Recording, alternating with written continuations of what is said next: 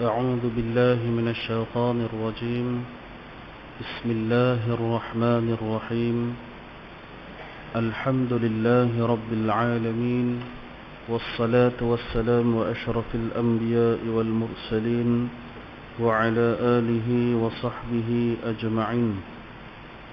قال رب اشرح لي صدري ويسر لي أمري واحلل عقدة من لساني يفقه قولي. سبحانك لا علم لنا إلا ما علمتنا إنك أنت العليم الحكيم. ولا حول ولا قوة إلا بالله العلي العظيم. السلام عليكم ورحمة الله وبركاته. Alhamdulillah, perbanyakkan kita memanjat kesyukuran kepada hadirat Allah Subhanahu wa taala di atas segala kenikmatan, kasihnya dan hidayahnya, dapat bersama-sama kita menunaikan salat fardu maghrib berjemaah sebagaimana tuntutan sunnah Nabi sallallahu alaihi wasallam, dan juga dapat kita menduduki sebentar majlis yang mulia. Mudah-mudahan memperoleh keberkatan daripada Allah, diampunkan sekalian dosa kita, dosa kedua orang tua kita, dosa seluruh ahli keluarga kita, mukminin, mukminat. Mudah-mudahan diterima akan sekalian amal ibadah kita di dunia maupun di akhirat. Amin ya rabbal alamin. Muslimin muslimat yang dirahmati Allah, pada hari ini kita akan menyambung semula pengajian kita Jauharul Mauhub wa Munabbihatul Qulub pada muka surat 37, dan insya-Allah ada kesempatan kita bagi habis terus pada menyatakan kelebihan la ilaha illallah, dan pada slot pengisian yang akan datang boleh masuk pada bab yang ketiga. Hari itu kita berhenti dekat perenggan yang kedua, iaitulah kita berhenti dekat dan adalah ia 7 kalimah. Kata Fakhrul Razi, kerana bahawasanya segala maksiat itu tidak ada melainkan daripada 7 anggota. Katanya Imam Fakhrul Razi, 7 kalimah tauhid ini menjadi satu kafarah. Yaknilah bila mana kita melakukan dosa dengan 7 anggota, diperbanyakkan menyebut la ilaha illallah, la ilaha illallah, maka dengan kalimah itu menjadi kafarah kepada dosa-dosa. Kafarah ini adalah satu bentuk penebusan. Itu makna kafarah. Bila mana kita melakukan kesalahan yang sengaja tak sengaja, maka ia tetap dikira sebagai satu bentuk kesalahan. Maka kesalahan tersebut perlulah ditebus dengan satu-satu bentuk amalan ataupun perbuatan, supaya boleh terhapus dosa yang disebutkan. Maka maksiat itu tidak berlaku melainkan dengan 7 anggota, seperti mana yang telah dibahaskan pada bulan yang lepas. Iaitulah bermula pada mata, mulut, telinga, kemudian tangan, hati, perut, kemaluan, kaki. Ini 7 panca indera, 7 anggota yang menyebabkan kita ni berdosa, yang mana di akhirat kelak disebutkan dalam kitab Al-Yawaqit wal Jawahir, bila mana Allah Subhanahu wa taala membangkitkan kita, Allah taala menghidupkan semula setelah berlakunya hari kiamat, maka bagi orang yang derhaka kepada Allah, jasad dan ruh dia ini gaduh, bertengkar di depan Allah Ta'ala. Yang jasad ni dia kata, kerana ada engkau lah roh. Ada roh dulu dia menyalahkan. Roh ni dia kata, jasad, kerana engkau lah aku terbabit sama dengan dosa. Yang jasad pula dia kata, kerana engkau lah roh aku ada kemampuan untuk melakukan dosa. Roh dengan jasad ni bergaduh. Kita, roh. Jasad ni bukan kita sebenarnya. Yang kata kita ni, roh. Roh tu yang kita tu, yang hakikinya. Jasad ni, pinjaman sementara saja yang akan lupus. Yang akan kekal besok, nak sampai kepada Allah Ta'ala, sampai ke langit ni adalah roh, nak jumpa dengan Allah Ta'ala. Maka roh dengan jasad ni akan bergaduh. Roh ni kata, sebab engkaulah tangan, engkau tangan ni buat salah, maka aku yang si roh ni terbabit sama. Sedangkan sebenarnya di antara roh dengan jasad, walaupun mereka ini bergaduh, mereka adalah kesatuan yang melakukan maksiat tersebut. Memang betul pun, kalau tak ada roh, macam mana jasad nak bergerak? Dan kalau tak ada jasad, macam mana roh itu nak berfungsi? Bagaimana roh itu nak muncul pada kehidupan? Tapi bila mana Allah bagi satu, maka bergaduh pun tidak lagi berguna. Sebab keduanya itu telah menjadi satu. Walaupun katalah satu orang, dia kena kencing manis, kena potong kaki sampai bawah lutut. Sampai bawah lutut kena potong kaki dia. Katalah kena potong belah kanan. Jadi bila mana dah dipotong belah kanan kaki dia ni sebab kencing manis, 3 bulan dah potong. Kaki tu dah tanam dah, duduk dalam kubur dah kaki yang kena potong tu.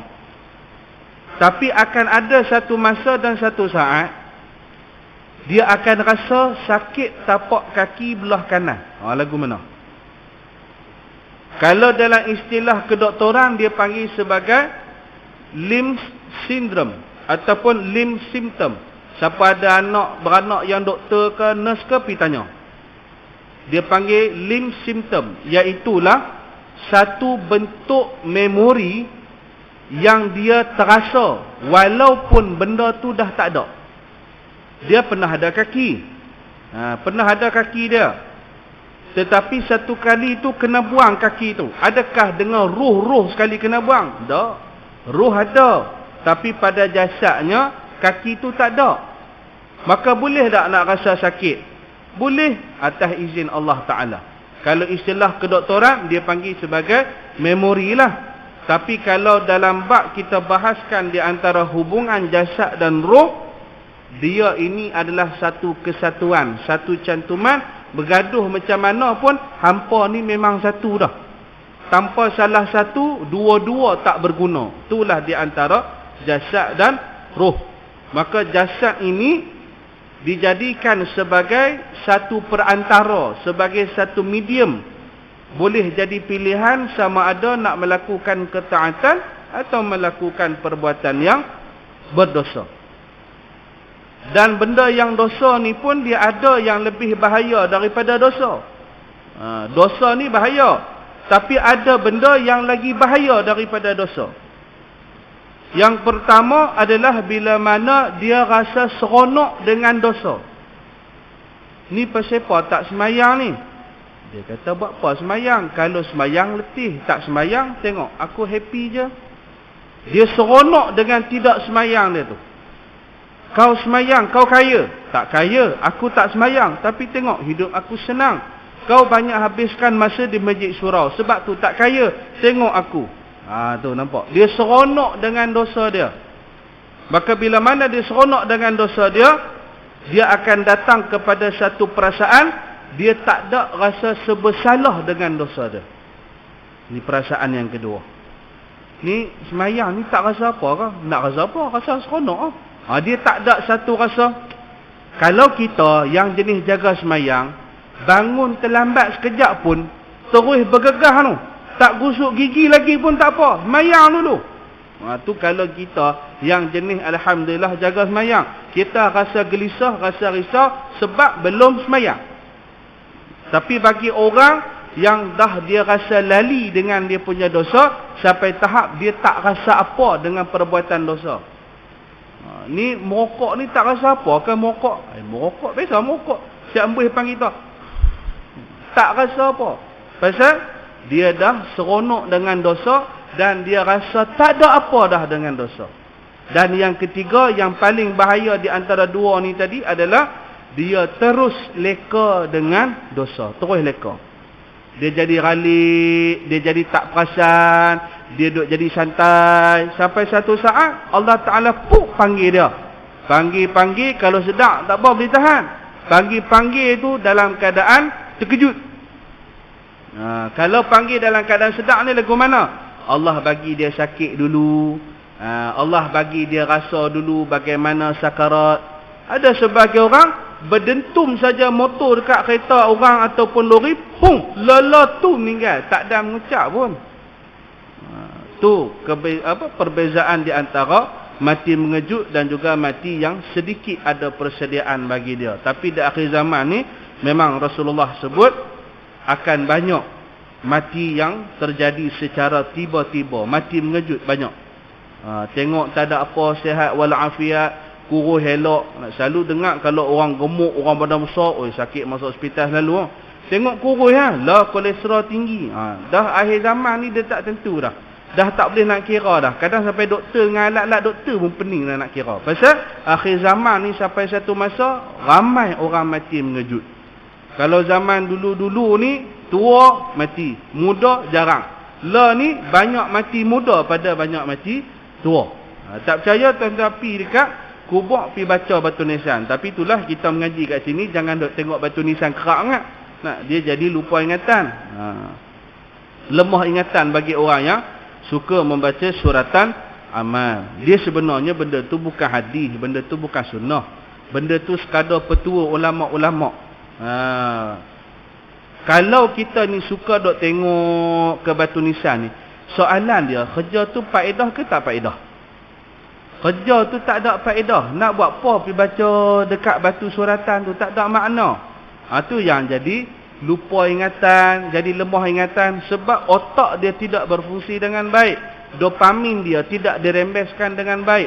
Tu jadi lemah ingatan tu. Macam orang tua kita dululah, dia bagi petua, dia kata jangan duk menyapu waktu malam. Sagi jadi miskin. Masalah sampai kelar tak menyapu. Rumah berabuk habis tak menyapu. Pasal duk teringat kata orang tua dulu bagi tahu jangan duk sapu waktu malam. Dia habaq kata waktu malam dia jangan nyapu ni sampai ke siang pun tak menyapu lagi dahsyat. Dia kata pasal apa? Takut miskin. Padahal orang tua dulu dia kata jangan duk menyapu malam. Pasal dulu ada lampu tak?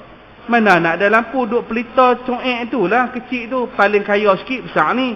Tera tu pun ada ke orang rajin nak sambil pegang sambil nak menyapu? Tak ada.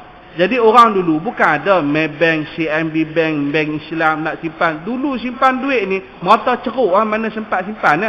Celah kayu kampung. Ada satu kampung saya di belah parit tu, kalau nak panggil tok lah, kira adik kepada tok wan saya.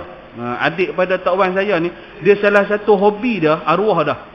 Dia suka letak duit celah kayu hak longgak.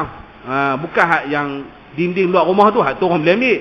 Yang ni dinding dalam rumah, celah tu ada lubang sikit ruang, dia suka selit duit tang tu. Jadi orang dulu ni duit kadang merata. Jadi kalau sapu dengan duit-duit sekali tu hak jadi miskin. Tapi kita sampai kelar duk percaya tak habis lagi, nak tu rumah penuh habuk. Tu petua saja, bukan satu hadis ataupun satu sunnah. Nak ikut boleh, tak ikut pun tak ada masalah. Jangan sampai membawa pada syirik saja. Contoh, tanam uri. Kena tanam dekat depan simpang, jodoh laju. Kalau tanam belakang rumah, jadi jodoh jadi lambat. Tu lagi jumpa hak umur 30-an, 40-an tak menikah lagi. Cuba tanya mak hang tengok dulu uri tanam tang mana? Mak dia pun kata teringat dulu tanam dalam kebun lah rasa. Patut jodoh tak main-main. Dapat jodoh pula kerja tukang kebun. Sudah. Percaya habislah kat petua tu. Syirik terus. Ataupun tanam uri ni kalau boleh tanam sekali dengan pensel, tanam sekali dengan kalau zaman lah ni tanamkan dengan laptop pasal apa? Supaya besar besar cerdik. Pun karut juga.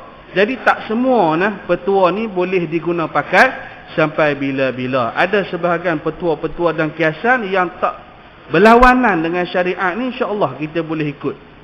Contohnya, mak ayah kita dulu kalau anak kecil teringin nak makan tengkuk ayam dengan kaki ayam. Dia kata apa? Kalau makan tengkok lagi bentan sunat. Pok tak apa, pok tak bentan dah. Pasal pok sunat dah. Jadi pok pun makan. Padahal dia kata ke anak tu, bukan pasal betul pun bentan, tak bentan pun. Pasal pok tu nak makan tengkok ayam. Tengkok ayam ni sekok ada satu lah. Mana tak boleh makan ramai-ramai. Tu yang dia buat petua pelik-pelik tu.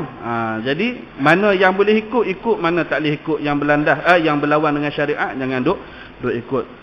Maka tiap-tiap satu kalimah daripadanya itu mengkafarahkan akan maksiat bagi setiap satu anggota. Kaki melangkah ke mana, mata tengok apa, tangan duk cekau apa. Sebab di akhirat besok, kita ni tak boleh nak berkata seperti yang kita nak kata.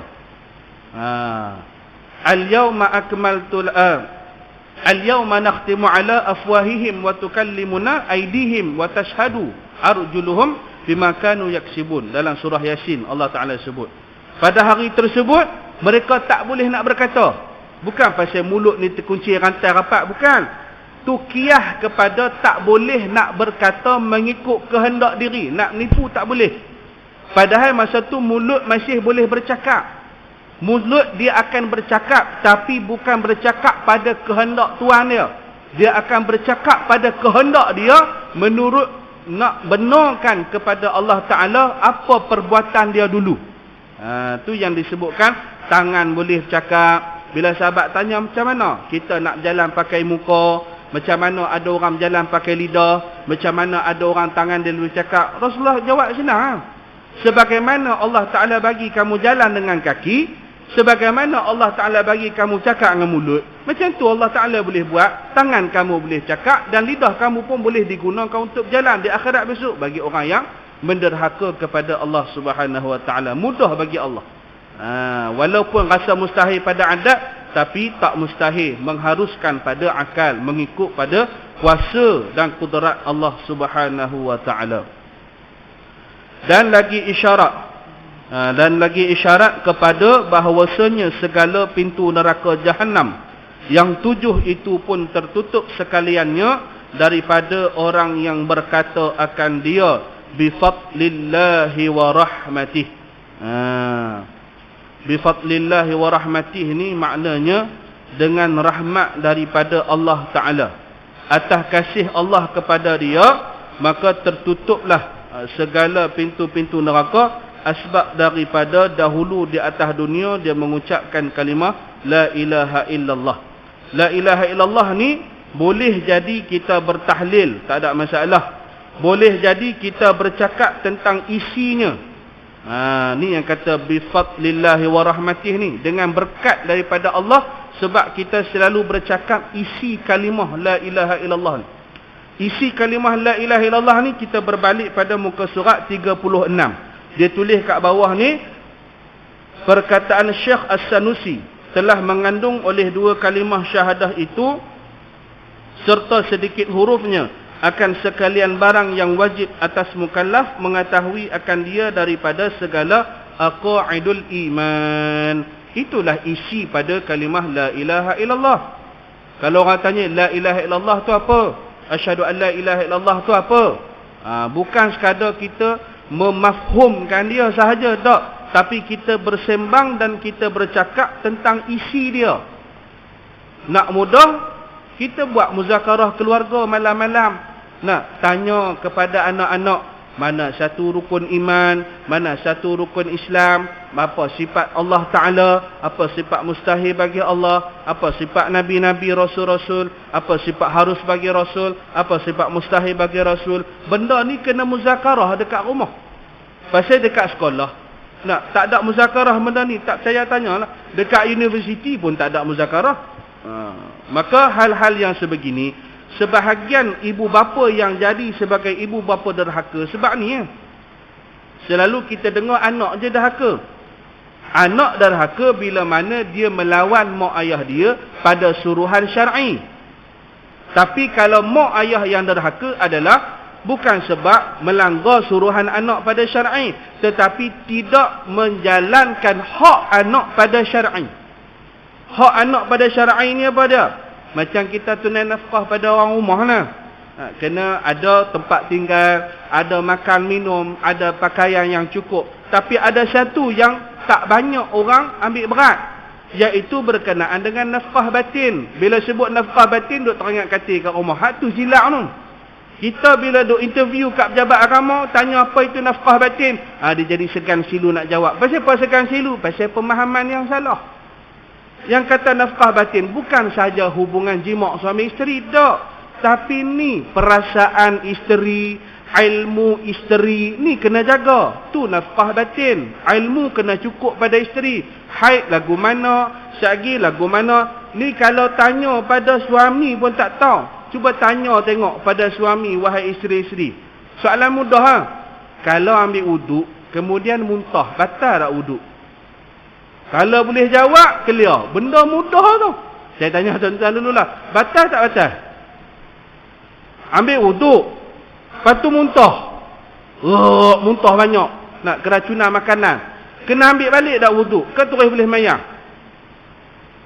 Batal tak batal wuduk? Alhamdulillah. Nyaris. Itu pun getar dah. Mana satu nak jawab ni kata. Salah lagi kena pula. Tak apalah, kita belajar sama-sama. Saya pun bukan kerti sangat. Nampak? Ini adalah satu kadang-kadang hukum kita rasa ringan lah. Maka mak ayah yang derhaka, salah satunya adalah tidak menunaikan hak pendidikan agama anak-anak. Hari itu saya bahas dah pendidikan apa yang wajib.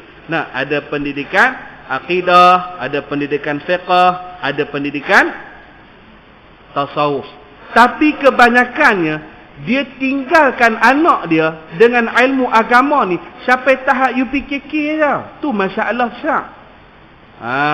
Dia kata tak apalah, dulu hantar kafar dah, nak apa dia lagi. Masalahnya sampai ke umur 60 nak amal ke yang kafar tu.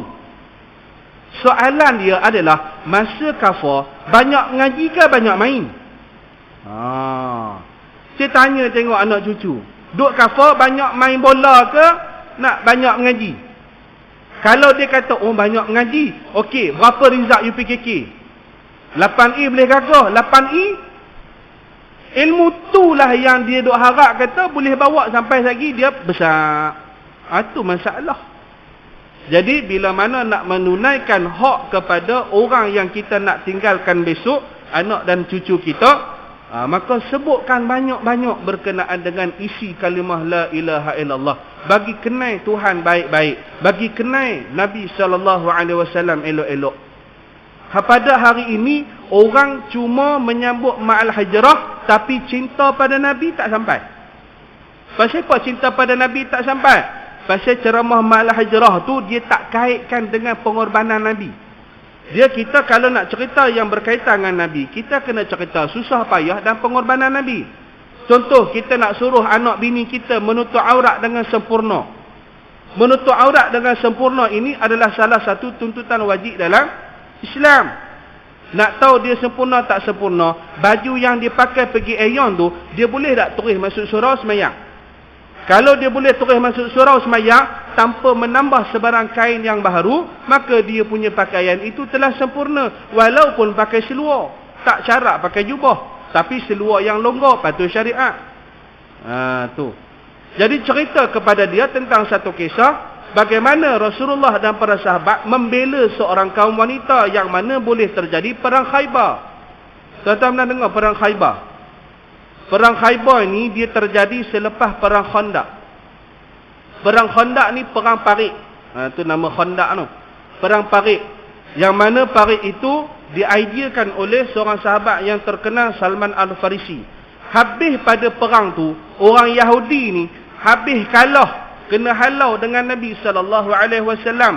Pasal Bani Quraizah, Bani Qainuqa, Bani Nadir, ni puak-puak Yahudi yang melawan Nabi, yang awalnya nampak macam nak sokong Nabi. Maka mereka ini lari ke satu tempat yang namanya Khaybar. Khaybar ni tang mana? Daripada Madinah nak pergi ke Khaybar, seolah-olah macam dari sini nak pergi tu, dekat Jestown tu. Daripada Tepeng nak pergi Jestown, bawa kereta pun kat 2 jam, naik unta tengok. Itu pun di Khaybar berlaku satu peristiwa yang mana seorang wanita Islam diselok kainnya oleh seorang Yahudi. Bila mana seorang Muslim nampak, dia pertahankan wanita yang diselok kain dia tu, dia pergi pukul lelaki kurang ajar si Yahudi, Lalu orang-orang Yahudi, sebab tu penempatan kota Yahudi, memang ramai orang Yahudi, pergi belasah laki tadi sampai mati. Bila mana berita ni sampai dekat Nabi SAW, maka Nabi menghantar rombongan perang sebanyak 1,400 orang Islam. 1,400 ni antara yang menonjol adalah menantu Nabi Sayyidina Ali karamallahu wajhah. Ni sejarah ni, kita cerita ke anak-beranak kita, Rasulullah nak pertahankan maruah seorang wanita, hantar 1,400 tentera. La, tak payah tunggu Yahudi selak kain anak perempuan, anak dara Melayu kita. Dia pergi selak sendiri. Orang Yahudi cuma mencipta aplikasi, yang mana aplikasi tu diletakkan dalam telefon. Dalam telefon tu dia boleh buat macam-macam. Dia buat video bukan-bukan, dia duduk menari bukan-bukan, sendiri selak, sendiri buka. Yahudi tak suruh, dia cuma cipta alat saja. Nampak tak? Jadi bagaimana nak mendatangkan satu kasih pada Nabi kalau pengorbanan Nabi ni tak sampai? Itu sebab bila mana sebut nama Rasulullah, dia rasa, Nabi. Tapi tak sampai pada dia satu ibrah pengorbanan Nabi ni. Bila sebut nama Rasulullah, dia tak rasa sebab. Bila mengenangkan kisah-kisah Rasulullah, dia tak rasa macam nak mengalirkan air mata pasal rindu sangat nak jumpa dengan Nabi. Tak ada. Sebab dalam ceramah-ceramah tak banyak cerita berkenaan dengan pengorbanan Nabi. Pengorbanan Nabi ni yang kita nak terapkan. Walaupun ia adalah satu sirah. Satu sirah. Sirah ni bukan ilmu fardu ain, dia ilmu fardu kifayah. Fardu ain ni tadi ilmu akidah, iaitulah meyakini pada Rasulullah. Tapi perjalanan hidup Rasulullah ni fardu kifayah. Cukup ada orang lain tahu, orang lain tahu sikit-sikit pun tak apa. Tapi takkan kita, orang yang rajin datang ke masjid, nak keluarga kita ni tahu sikit-sikit je pasal Rasulullah. Tu.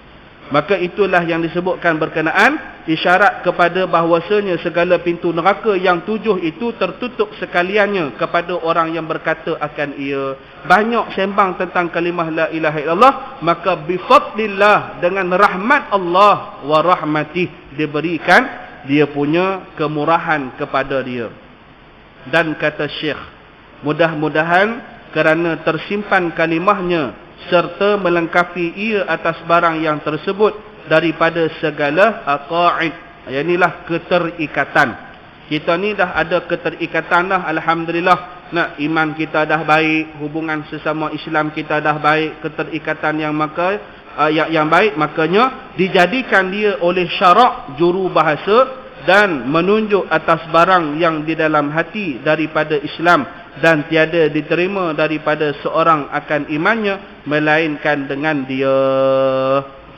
Jadi bila mana dah mengucap 2 kalimah syahadah, adakah mengucap saja? Tak. Dia kena menjalankan hukum-hukum syariat. Jadi dengan hukum syariat itulah baru dia diterima sebagai seorang yang beriman. Maka sayogianya atas orang yang berakal bahawa membanyakkan daripada menyebut dia, padahal menghadirkan pada hatinya akan barang yang melengkapi atasnya daripada segala aqaidul iman. Ni nampak yang saya sebutkan tadi.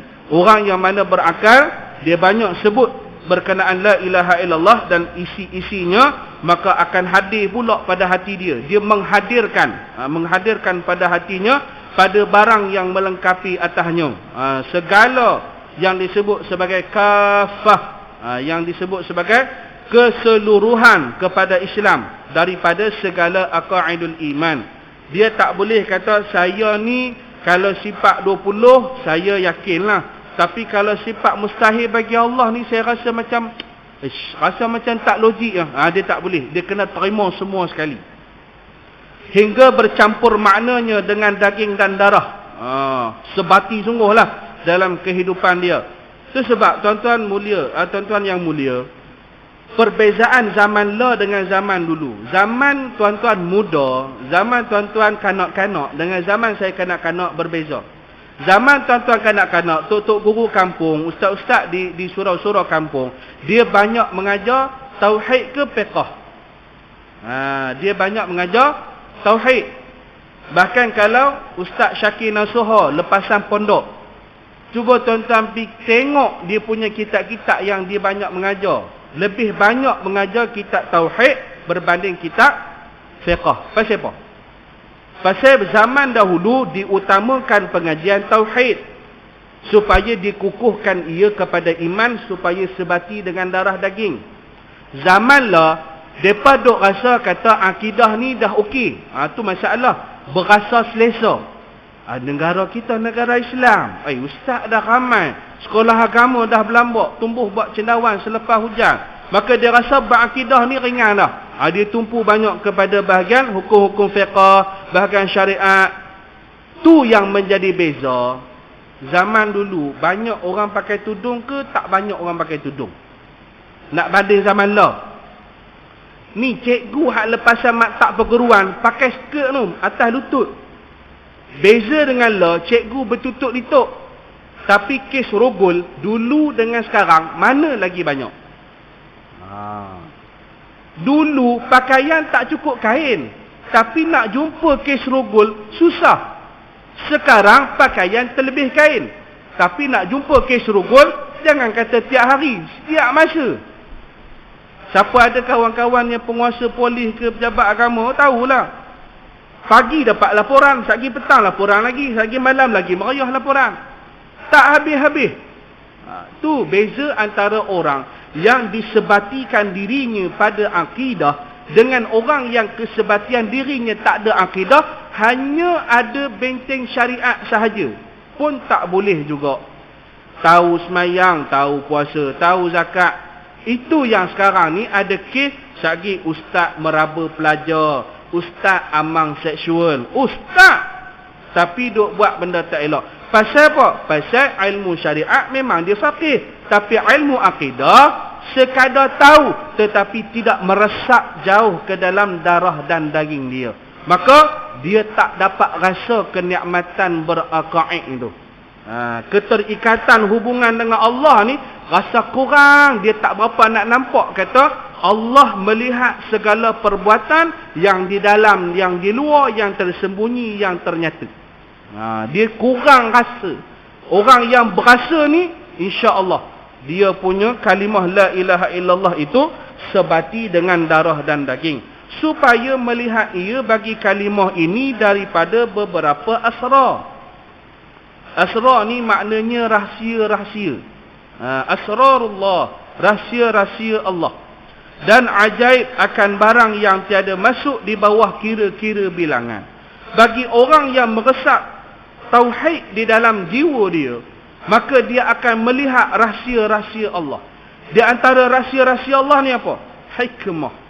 Hikmah lah satu-satunya benda yang tak boleh dihuraikan dengan jenis kira-kira bilangan. Tak boleh nak hurai. Tak boleh nak cakap pun kadang-kadang yang nama hikmah ni.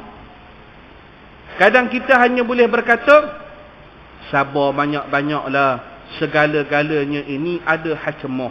Kita boleh cakap aja hikmah. Tapi hikmah tu apa yang berlaku? Hanya empunya badan saja yang boleh nampak dan boleh rasa. Ada sebahagian orang hikmah tu ada pada dia, tapi dia tak dapat rasa. Dia jadi buta. Sebab ni dia tak melihat rahsia-rahsia Allah. Setiap daripada kita bila mana diuji, pasti ada hikmah. Bezanya adalah sama ada dia sedar dengan hikmah tersebut. Oh, begini rupanya. Contoh macam tadi. Ni hikmah ringan lah. Contoh saja. Saya balik pada kenduri di Simpang Pak Semanggui. Simpang Pak Semanggui ada bekalkan kepada saya bubuk syura. Bubuk syura ni ada 2 bungkus dia bagi kat saya tengah hari. Tapi sebab saya ni terlalu letih, pasal hari ni tuan-tuan, saya ada 6 program. Ni lagi pas habis ni pukul 8.45 tuk-tik saya kena bergegah semayang di Taman Berkat. Pasal lagi pukul 9.15 saya ada ceramah Ma'al Hijrah pula di Taman Berkat. Jadi disebabkan terlampau letih hari ini, tadi keluar daripada kereta, saya tak sempat bawa keluar bubuk Asyura. Bubuk Asyura tu duduk dalam kereta. Entah baik, entah tak baik, wallahu a'lam. Maka tadi hala nak keluar, baru perasan pasal ada bau dalam kereta. Pasal simpan makanan ni, dia jadi ada bau dalam kenderaan. Maka bila mana saya kata, takkan nak biak kata. Ni daripada sini satgi nak terus pergi Taman Berkat. Taman Berkat mau pukul 11 pula habis. Mana kata satgi bok syura tu daripada pukul 11 tengah hari sampai ke pukul 11 malam, 12 jam duduk dalam kereta. Rosak naya saya tak makan. Maka saya kata kat orang rumah, ni alang-alang tak apalah, pergi simpan lah. Pergi simpan. Tak apalah, buka lah balik pagar, buka balik grill, buka balik pintu. Tapi apa hikmah dia yang kata Allah bagi terlupa? Narihlah kita ni mulut tak berkata yang tak elok. Kalau berkata yang tak elok, ada sebahagian pasangan tu bergaduh terus. Awak lah ni tak mengingatkan saya. Awak lah ni yang lalai. Ada sebahagian tu terus bergaduh. Tapi hikmah dia adalah, bila orang rumah saya masuk, dia nak simpan dalam peti air, baru perasan aircon tak tutup. Oh, naya tuan-tuan. Kalau maghrib saya keluar pakai malam, aircon tak tutup, mampu nak bayar VIP pula dah. Itu antara hikmah, antara kesan yang mana kalau kita nampak, kita akan sedar. Ini dipanggil sebagai asrarullah. Tapi itu hikmah yang ringan lah. Ada sebahagian hikmah yang lebih besar. Hikmah yang lebih besar ni, saya boleh je nak cerita. Tapi sebab saya nak kejar sikit ni, kitab kita ni. Kata Syekh Al-Baijuri, sekurang-kurangnya membanyak dia pada ulama fuqaha. Kata Syekh Al-Baijuri, kalau ulama fuqaha ni macam mana? Ulama fiqh ni kebiasaan hidup dia banyak dengan kitab, mengarang kitab, mentelaah kitab, menulis kitab, membukukan kitab, mengajar kitab, dengan kitab je semedang. Itu sebab Imam Nawawi tak menikah. Ada sebagai ulama tak menikah. Maka kalau untuk ulama fuqaha, kesibukan macam mana sekalipun, kalau ulama fuqaha, afdal dia kata 300 kali sehari semalam. Dalam kesibukan duk nulis kitab tu, baca la ilaha illallah ni zikir 300 kali. Terpulanglah 100 pagi ke, 100 petang ke, 100 malam ke. Janji 24 jam masa, bagi jadi 300. Dan pada ulama sufi, ulama sufi beza pula.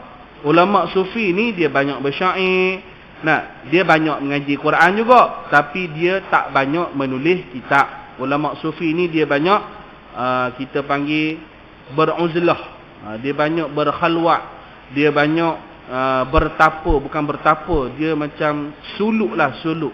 Dia banyak duduk seorang, banyak zikir dia. Maka bagi ulama sufi 12,000. Oh, banyak 12,000. 12,000 ni tasbih, rasanya keliling masjid ni bah tasbih. 12,000. Kalau la ni mudah dah, nak tasbih ada number. Tapi number tu pun sampai berapa? 999 je, kan? Jadi nak sampai 12,000 ni bukan tahap kita lah. Jangan kata kita, saya lagi-lagi lah, bukanlah. Saya alhamdulillah setakat ni boleh 100 sehari. Itu pun tengok kadang pagi, kadang malam. Istiqamah 100 sehari. Kadang dalam kereta, la ilaha illallah, la ilallah, la ilallah. Kemudian melazimkan membaca surah Al-Fatihah. Tanyalah rumah saya, tapi itulah takkan tuan nak tanya kan. Saya kadang dalam kereta duk baca Fatihah, keluar rumah baca Fatihah, melazimkan bacaan Al-Fatihah. Sebab Nabi sebut Al-Fatihah ini salah satu syifa untuk tubuh badan kita. Kalau orang yang sakit, orang yang sakit, dia pegang tempat yang dia sakit tu, dia baca Al-Fatihah, insya-Allah. Lagi satu, kalau dia ni orang yang berubat orang. Orang yang berubat orang, insya-Allah orang tu akan sembuh. Saya tak maulah cerita lagi tuan-tuan, ramai serbu rumah saya tak maulah. Sebab saya bukan jenis berubat orang. Tapi tak apa, ni sekadar selingan je lah. Saya ni ada, kira tok saudara pada orang rumah lah. Dia ni 2 kali dah terlantar. 2 kali dah terlantar. Kali yang kedua tu memang teruk. Dia sampai tak boleh nak menyawa. Orang utara kata tak boleh nak menyawa. Orang kita kata tak boleh nak bernafas. Berkat Al-Fatihah tu bukan berkat saya, tak. Berkat Al-Fatihah tu, alhamdulillah. Saya bukan baca apa sangat pun, baca Fatihah kat dia. Lepas tu saya hembus bagi kat badan dia. Dan alhamdulillah 2 kali tu, hari ni saya buat, pagi petang dia boleh ronda naik motor dah. Dia boleh bawa cucu. Dia boleh pergi pasar, dia boleh, tu berkat. Jadi tuan-tuan, bukan nak suruh jadi perawat ke perubat ke apa, tak. Untuk ahli keluarga ke, untuk diri ke, bolehlah. Lazimkan bacaan surah Al-Fatihah. Tapi janganlah lupa surah-surah yang lain. Macam saya, orang yang hafal Quran, kena baca juga surah-surah yang lain supaya tak terlupa. Paling malas, tak boleh nak baca. Kadang dalam kereta tu, kita pasang. Bila kita pasang, bagi orang yang hafal Quran, tuan-tuan pun hafal juga Quran. Kurang-kurang kalau Allah tak akan tak hafal. bila mana pasang tu automatik dia terus keluar satu gambaran. Tu namanya memori. Maka pada ulama sufi sebanyak 12,000. Dan dikehendaki dengan dia di sini menghabiskan, yaknilah meliputi sekalian waktu dan sekalian ahwal. Makna kata bila-bila masa je lah. Mana-mana waktu pun tak ada masalah. Bukanlah serentak untuk dia menghabiskan 300 kali ke, 12,000 ke, 1,000 ke dan sebagainya. Seperti barang yang diambil daripada kata musannif. Musannif ni orang yang menulis hadis. Musannif. Hingga bercampur dengan daging dan darah. Dan yang afdal pada melafazkan dia. Yang afdal ni bila mana kita melafazkan kalimah la ilaha illallah ini dengan meninggalkan mat pada hak kafir hendak masuk Islam supaya segera berpindah ia kepada agama Islam. Kita ni beramal dengan la ilaha illallah, jangan beramal seorang. Sebab kita nak masuk syurga bukan nak masuk syurga seorang-seorang. Kita nak bawa kawan-kawan kita yang bukan Islam. Maka bila mana kita duk baca contoh zikir dalam jabat, ada kawan bukan Islam, la ilaha illallah, la ilaha illallah. Kemudian dia pun tanya, awak duk baca apa tu? Dia kata, saya baca la ilaha illallah. Jadi meninggalkan pada dia satu kesan untuk menarik dia masuk ke dalam Islam. Bersalahan pada hak orang mukmin. Bersalahan pada hak orang mukmin ni makna kata tak sama pula kita menunaikan hak pada orang kafir dengan hak orang mukmin. Maka yang afdalnya dipanjangkan dia. Dipanjangkan dia ni macam mana? Ajak sekali berzikir. Tak payah ajak masuk Islam dah. Ajak sekali berzikir. Awak baca apa tu? Saya zikir la ilaha illallah. Jomlah zikir sama-sama. Alang-alang dapat pahala berjamaah. Contohnya begitu. Dan sesungguhnya datang warid. Datang warid ni satu bentuk kesebatian lah.